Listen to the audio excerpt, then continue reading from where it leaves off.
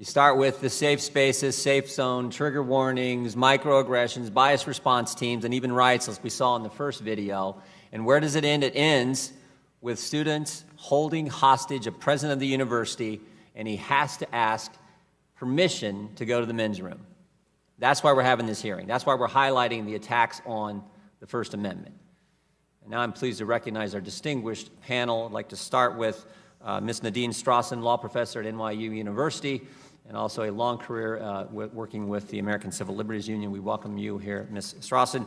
Mr. Ben Shapiro, editor-in-chief of the Daily Wire and columnist. We appreciate you being here as well, Mr. Shapiro. Mr. Adam Carolla, comedian, radio personality, and TV host. Welcome as well. Dr. Zimmerman, former provost and vice president for academic affairs at Evergreen State College, the college that was just part of that last video clip. And more importantly, former president of Oberlin College in the 4th District of Ohio. We welcome you, Mr. Zimmerman, as well. And Mr. Frederick Lawrence with the Anti-Defamation League. Welcome as well. It's the committee rules. Pursuant to committee rules, we ask you all to stand and be sworn in. So if you please stand, raise your right hand. Do you solemnly swear or affirm that the testimony you're about to give will be the truth, the whole truth, and nothing but the truth? Let the record show that everyone answered in the affirmative. Ms. Strawson, you know how this works. You've done it before. You get 5 minutes more or less. We appreciate less, but somewhere in that vicinity would be great. And you are now recognized for your 5 minutes. Thank you so much, Chairman Gordon and Jordan and other distinguished committee members. I am so grateful for your eloquent, fervent commitment to freedom of speech, especially on college campuses where it's particularly important, and for including me in these important hearings. As the opening statements have made clear, all of us share a general, neutral commitment to freedom of speech in the abstract, but the difficulty is when we hear ideas that we hate. It becomes very hard, as Justice Oliver Wendell Holmes enjoined us all to do, to defend freedom even for the thought that we hate. So I urge all students and others on campus to respect freedom of speech for speakers they strongly disagree with, but I also, picking up on the point that Mr. Krishnamurti made, also firmly defend freedom of speech for protesters, for peaceful, non-disruptive protesters against those speakers. This is the genius of the First Amendment. I share the concern that Ms. Demings raised, and also that Mr. Jordan raised, about violations of law. You know, the legal infractions, the crimes that were committed against the administrators that we saw, but crimes, including hate crimes that are committed against students. We do not need to choose between robust freedom of speech and these countervailing concerns of equality and respecting law and order. The question is, what is the appropriate response to ideas that we disagree with, including hateful ideas? And here, I'm happy to say that the Anti-Defamation League, the Southern Poverty Law Center, the ACLU, we are all on the same page that we need not and should not sacrifice robust freedom of speech in order to counter hateful ideas and hate crimes. In fact, the appropriate answer, as the Supreme Court has said, is more speech, counter speech. And interestingly enough, evidence demonstrates that it is far more effective than censorship in robustly, effectively countering ideas that we disagree with. I'm working on a book right now, and this is the whole theme of the book, summed up in the title, Hate, all caps, because that is a very serious problem in this country, but the subtitle is Fighting It with Free Speech, Not Censorship.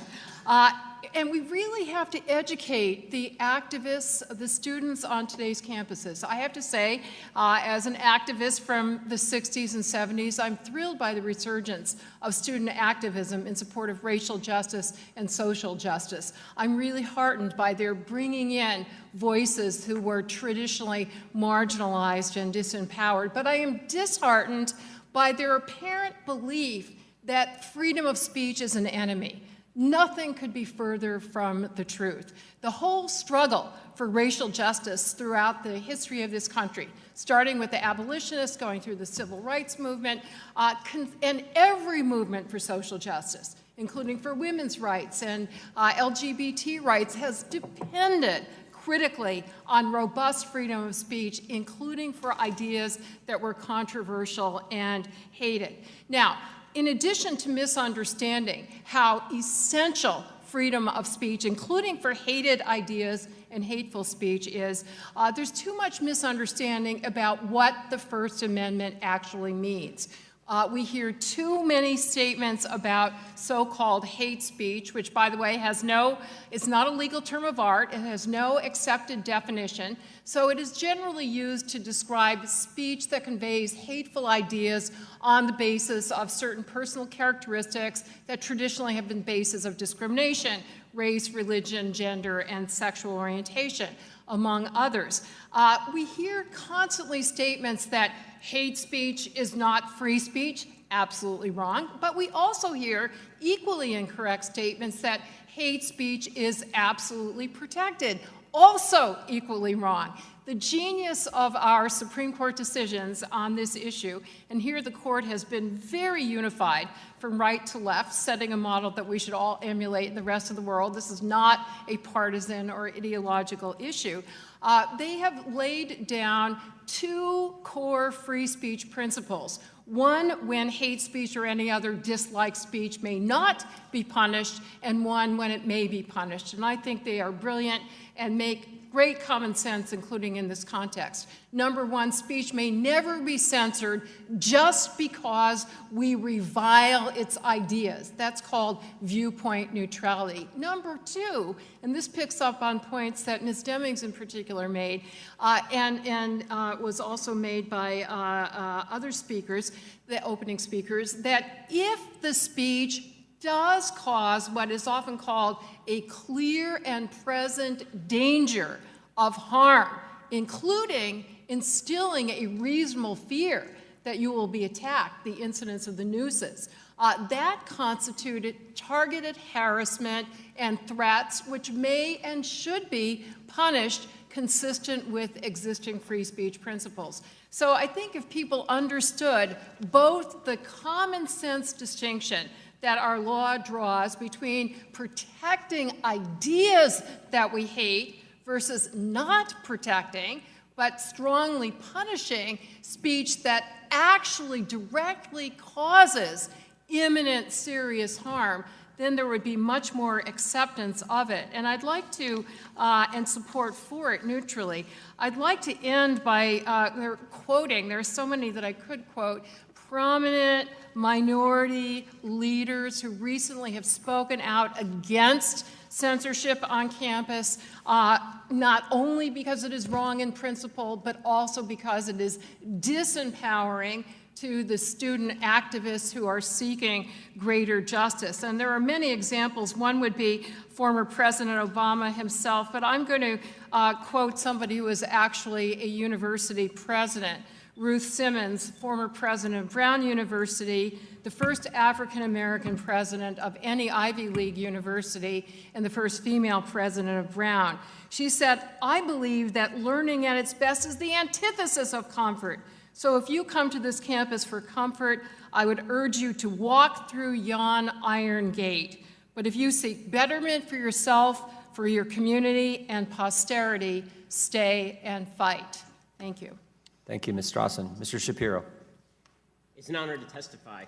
It's an honor to testify before you here today. The reason that I'm with you is that I speak on dozens of college campuses every year, so I have some firsthand experience with the anti-First Amendment activities that have been taking place on the college campuses. I've encountered anti-free speech measures, administrative cowardice, even physical violence at campuses ranging from California State University at Los Angeles to University of Wisconsin at Madison, which is driving the legislation that Ms. Demings was talking about, to Penn State University to UC Berkeley, and I am not alone.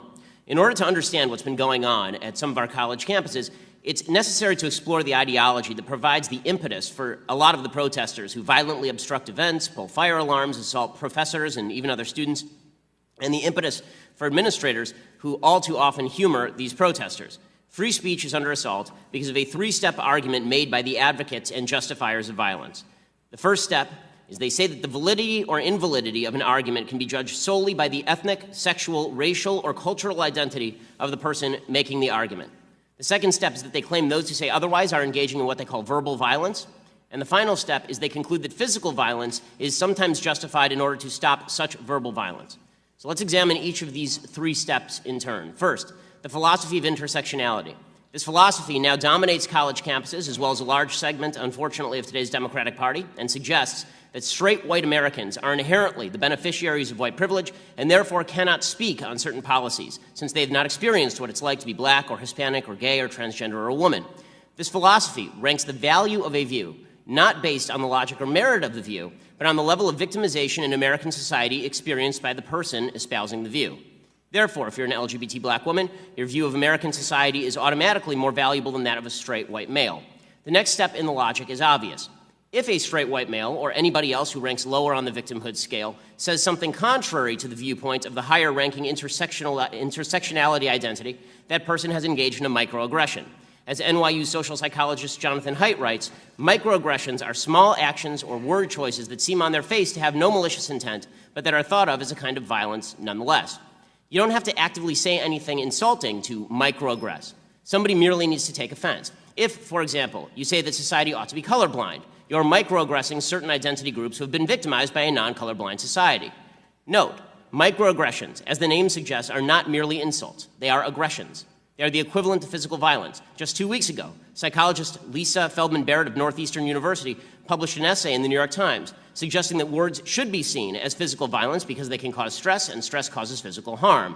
Thus, Feldman suggested it is reasonable, scientifically speaking, to ban or restrict speech you do not like at your school. This is both inane and dangerous. That's because it leads to the final logical step. Words you don't like deserve to be fought physically. When I spoke at California State University at LA, one professor threatened students who sponsored me by offering to fight them. He then posted a slogan on the door of his office stating, "The best response to microaggression is macroaggression." As Haidt writes, this is why the idea that speech is violence is so dangerous. It tells the members of a generation already beset by anxiety and depression that the world is a far more violent and threatening place than it really is. It tells them that words, ideas, speakers can literally kill them. Even worse, at a time of rapidly rising political polarization in the United States, it helps a small subset of that generation justify political violence. Indeed, protesters all too often engage in physically violent disruption when they believe their identity group is under verbal attack by someone, usually conservative but not always. Not only do some administrators look the other way, at Middlebury College, Cal State LA, Berkeley, Evergreen, actual crimes were committed and almost nobody has been arrested. But they actively forbid events from moving forward, creating a heckler's veto. The notion that if you are physically violent enough, you can get administrators to kowtow to you, to bow before you, by canceling an event you disagree with altogether. All of this destroys free speech. But just as importantly, it turns students into snowflakes, craven and pathetic, looking for an excuse to be offended so they can earn points in the intersectionality Olympics and then use those points as a club with which to beat opponents. A healthy nation requires an emotionally and intellectually vigorous population ready to engage in open debate at all times. Shielding college students from opposing viewpoints makes them simultaneously weaker and more dangerous. We must fight that process at every step. And that begins by acknowledging that whatever we think about America and where we stand, we must agree on this fundamental principle. All of our views should be judged on their merits, not on the color or sex or sexual orientation of the speaker, and those views should never be banned on the grounds that they offend someone. Thanks so much.